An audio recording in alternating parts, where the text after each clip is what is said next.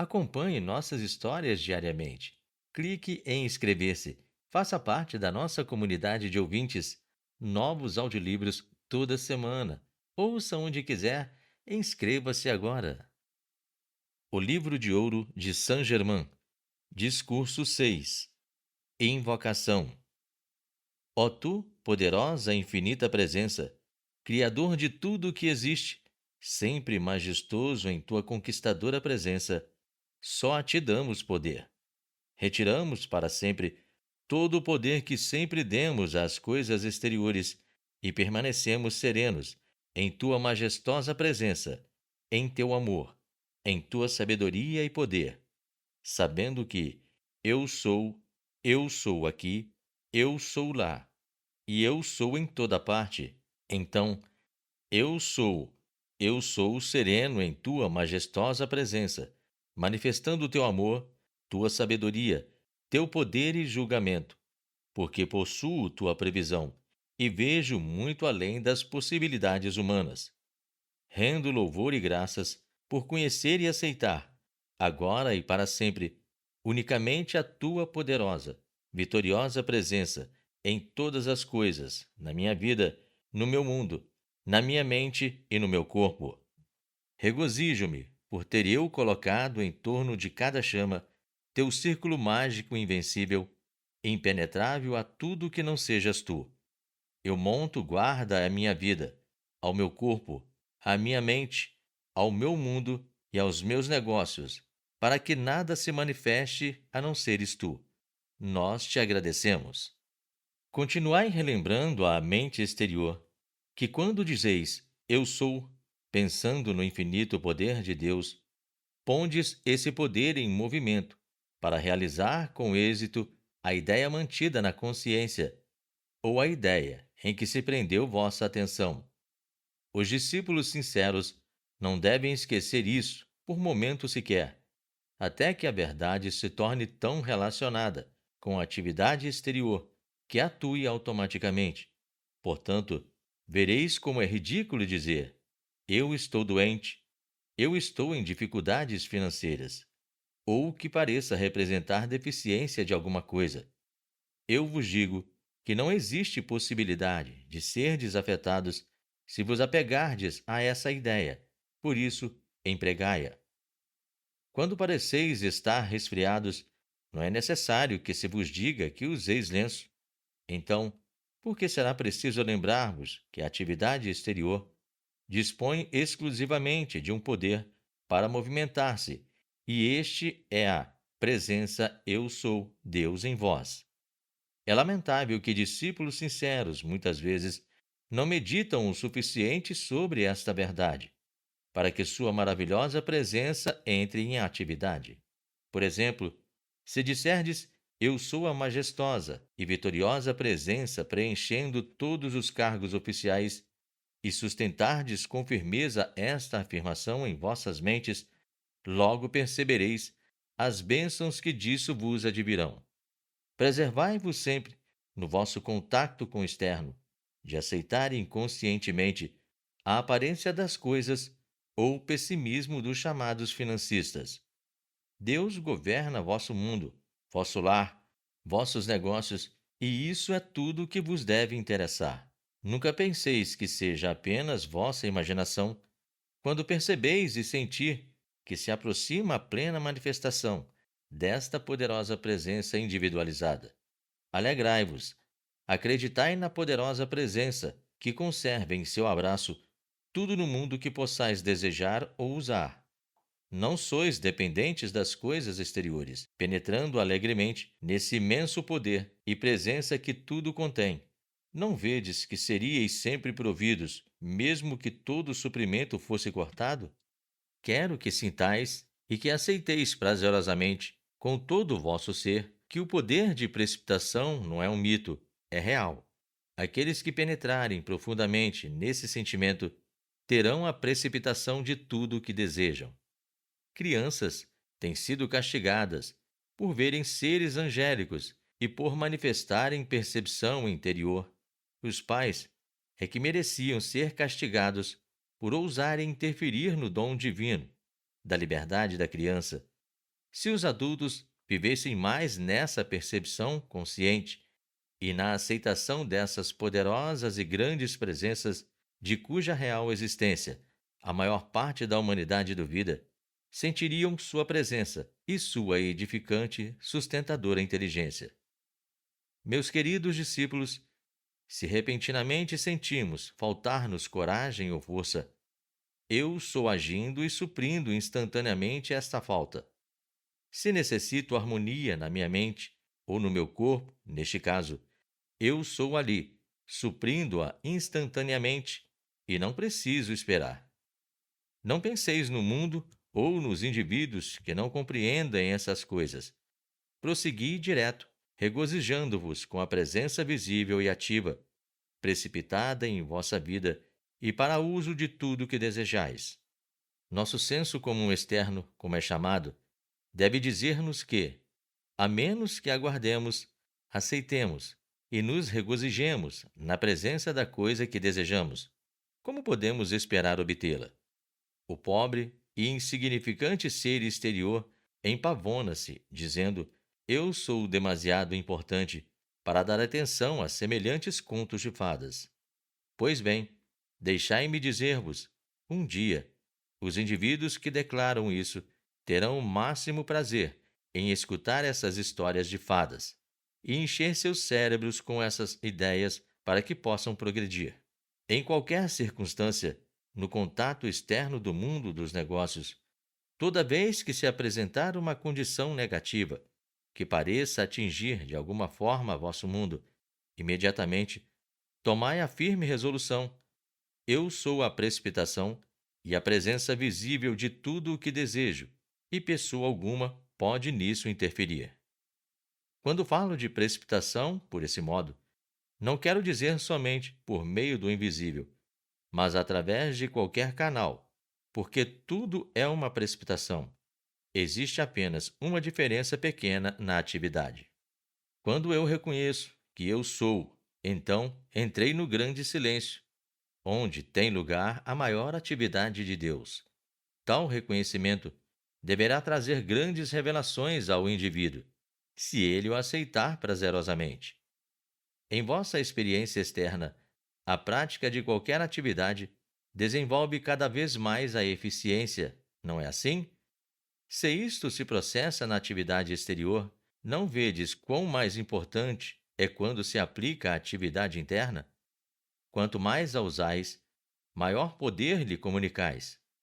Ficais sabendo que podeis fazer isso com os motivos espirituais internos, em muito maior escala e mais rapidamente do que com as coisas externas.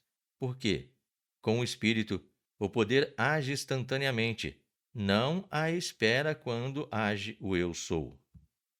O fato de que a musculatura se desenvolve por meio de exercícios deveria levar-nos a concluir que, se o mesmo esforço fosse empregado em exercitar e reconhecer o poder interno, naturalmente produziria resultados grandiosos. Por exemplo, os homens procuram fazer exercícios físicos para desenvolver a musculatura. Entretanto, eu tornei possível muitas e muitas vezes que meus pensamentos desenvolvessem poderosos músculos num corpo belo e simétrico, sem querer praticar um simples exercício. Em todo o desenvolvimento, seja do interno ou do externo, a primeira parte do exercício é mental. Devemos saber que há somente um poder e energia para usarmos, e isto vem da presença de Deus Eu Sou em nós. Por conseguinte, o exercício de vossas faculdades internas é necessariamente mental, denominado mental, mas eu vos digo que é Deus em ação, porque não podeis formular um pensamento sem a inteligência e a energia de Deus para executá-lo. Portanto, vossa atividade mental é a energia de Deus em ação. Agora vede como é fácil e possível construir um corpo físico e simétrico sem ser preciso sequer levantar a mão em exercícios físicos para consegui-lo. A maioria dos cientistas, médicos e professores de educação física negarão esse fato, mas eu vos asseguro que é unicamente por não terem despertado ou refletido profundamente sobre a energia ou o poder atuante. Depois, nenhuma espécie de atividade pode ter lugar a não ser pelo uso dessa energia e poder interior. Algumas pessoas permitem-se alimentar de dúvidas e temores a respeito do conhecimento e utilização dessas grandes faculdades que se acham permanentemente à sua disposição. Observai que essas faculdades estão apenas submersas, por assim dizer, pelo externo, tal como a rolha de cortiça, que, tendo permanecido pressionada sob a água, uma vez posta em liberdade, assoma imediatamente à superfície. Devo dizer que é somente lamentável que discípulos sinceros gastem tantos anos esforçando-se de quando em quando para obter o uso dessas faculdades e depois, pelo ato de não agirem elas imediatamente, recaiam no estado de inatividade, até que alguma coisa os estimule, para depois esmorecerem novamente. O reconhecimento persistente e determinado dessa presença eu sou vos levará a resultados absolutamente certos, a não ser que abandoneis a tarefa. Vejo, especialmente nesta época, um número considerável de indivíduos que, com um pouco de incentivo e descrição do uso simples dessas faculdades, rapidamente darão um salto para a liberdade, especialmente aqueles que recebem esta instrução verbal e a radiação que acompanha. Não é então de espantar que os filhos e filhas de Deus se submetam às limitações de toda a ordem, quando, com persistente esforço e determinação, poderiam abrir a porta e penetrar nesta grande câmara interna, cheia de deslumbrante luz, joias, ouro e substância da qual toda espécie de alimentação do universo pode ser precipitada? Mesmo com esta verdade clara diante deles, tais criaturas ainda vacilam, descrentes em dar o passo definitivo, empunhar esse cetro e ser livres. Queridos, novamente vos digo: entoai a grande melodia da presença conquistadora, Eu sou. Cantai os vossos corações continuamente. Senti-a com toda a vossa capacidade, decididos a usá-la. Apregai-vos a essa resolução, e o conhecimento e o caminho se vos abrirão para vos dar essa mestria, que é a vossa eterna libertação. Simplesmente lembrai-vos que já atravessastes o véu. Seja qual for a mestria que o indivíduo tenha adquirido sobre si mesmo, seus assuntos ou seu mundo, essa mestria é e deve ser sempre um recinto sagrado, um santuário interior no qual nenhum indivíduo indagador possa penetrar. Ninguém pode conseguir a mestria se pretende apenas imitar outrem. Procurar, achar e aplicar a lei do seu próprio ser é a rota segura para a mestria. E somente quando o indivíduo tiver realizado isto é que poderá realmente compreender o que é a verdadeira mestria. Só há uma mestria a ser procurada, e esta procura deve ser feita sobre o ser exterior da própria pessoa que a busca. Pode-se andar durante anos ao lado de um mestre sem percebê-lo, até que suas próprias faculdades interiores revelem o fato. Pode-se viver durante anos na mesma casa com um mestre e ignorá-lo, até que surja alguma crise a ser tratada e o seu verdadeiro poder seja revelado. Para um mestre, debater ou expor suas próprias realizações de mestria seria dissipar suas próprias forças, e isso não deve ser feito jamais. Se um discípulo for bastante afortunado em desfrutar de uma bela experiência e se puser depois a comentá-la com terceiros, geralmente haverá tanta dúvida na mente dos ouvintes lançada sobre ele que logo começará a duvidar de si mesmo. É verdadeiramente estranho o poder convincente que podem ter os argumentos de uma outra pessoa. Se um discípulo escuta os argumentos de quem quer que seja, por que não fazer ao menos o mesmo com o Deus individual e ouvir a respeito de seu poder e bem expressos pela experiência interior? Desde o momento em que começa a entrar a dúvida, mais dúvida se precipita. O mesmo ocorre com o eu sou. Quanto mais atenção aplicais sobre ela, mais ela se precipita. Onde a atenção consciente se fixar, lá precipitar-se a energia. Queridos, quando desejais a revelação de alguma coisa, ou quando desejais ser inspirados de alguma forma, dizendo eu sou, lançais em movimento este poder que tem inerente, dentro de si, todas essas faculdades. Ele encerra toda a substância e deve tomar a forma sobre a qual esteja fixada a atenção da mente. O eu sou é a mente insondável de Deus.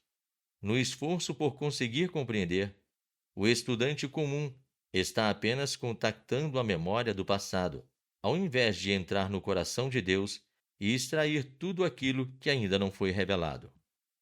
Os discípulos muitas vezes não compreendem que tem havido muitas civilizações de imensas realizações que são totalmente desconhecidas hoje em dia. A Atlântida, a Lemúria ou a Terra de Mu são apenas fragmentos das grandes civilizações que já existiram. Para efetuar coisas fora do comum, os discípulos que desejam consegui-las devem tomar a firme determinação. Eu sou o coração de Deus e eu agora crio ideias e realizações que nunca antes foram produzidas. Considerai somente eu sou aquilo que desejo criar. A presença eu sou é o coração de Deus. Entrais imediatamente no grande silêncio, no momento em que dizeis eu sou. Se reconheceis que sois o eu sou, então aquilo que declarais se manifesta naquele momento. Crer é ter fé em que uma coisa é verdade. Há um entrosamento entre crença e fé. No começo, uma coisa é crença, mas, se mantida, ela se transforma em fé. Se não acreditais que uma coisa é verdade, não podeis trazê-la à manifestação. Se não acreditais em eu sou tal coisa, como ela pode manifestar-se? O velho ditado: não há nada bom ou mal. O pensamento é que torna as coisas boas ou más. É uma verdade absoluta. Sabendo que a energia de Deus penetra no indivíduo, absolutamente pura e perfeita, deveis então compreender que é o próprio indivíduo quem modifica essa energia, imprimindo-lhe sua impureza. Essa pura energia de Deus penetra continuamente no homem, com as batidas de seu coração, e ele a requalifica protegendo-a na atmosfera. Este é o seu privilégio como Criador, a imagem e semelhança do Pai. Todos estão qualificando constantemente esta energia, que jorra sem cessar. Cada qual está continuamente transmitindo a ela sua cor, através de sua própria consciência.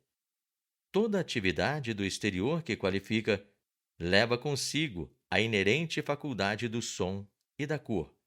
Nenhuma atividade, seja de que espécie for, pode ter lugar que não possua dentro de si som e cor que lhe são inerentes.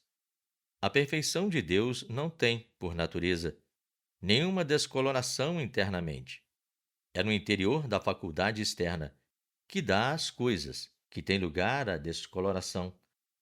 Todo discípulo deve assumir a responsabilidade de sua própria atividade ao qualificar a energia que emite.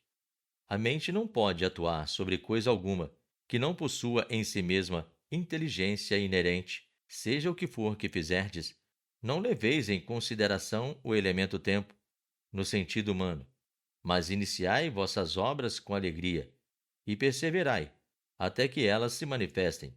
Se vos apoiardes firmemente na poderosa presença de Deus em ação, entrareis na plenitude e perfeição de tudo à vossa disposição para uso imediato. Toda conquista permanente deve ter lugar mediante o esforço autoconsciente do indivíduo. Que é mágoa?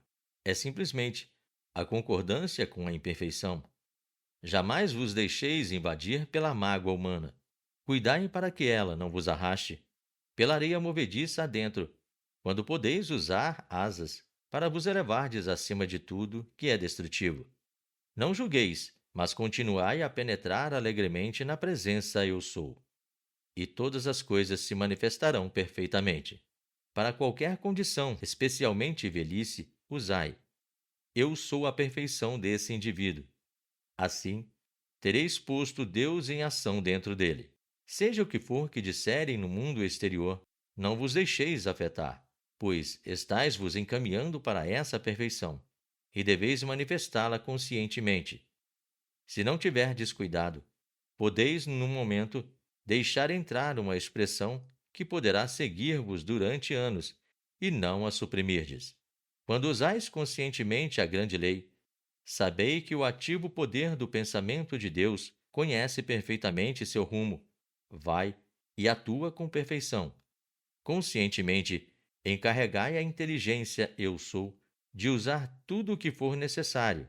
Dizei: inteligência eu sou, qualifica isto com tudo o que for necessário. Eu tive um discípulo que de tal forma qualificou o circo eletrônico ao seu redor com o poder de curar, que era chamado sombra curativa. Não era, evidentemente, a sombra que curava, mas no momento em que as pessoas contactavam seu círculo eletrônico, eram curadas instantaneamente. Compreendendo Deus como amor, por que foi que Deus se individualizou? Para ter algo que amar. Por que foram divididos os raios? A fim de expressar amor. Amor é o princípio ativo de Deus. Quando amais, envolveis o objeto de vosso amor com este manto de Deus, nesta radiante presença. Jamais critiqueis.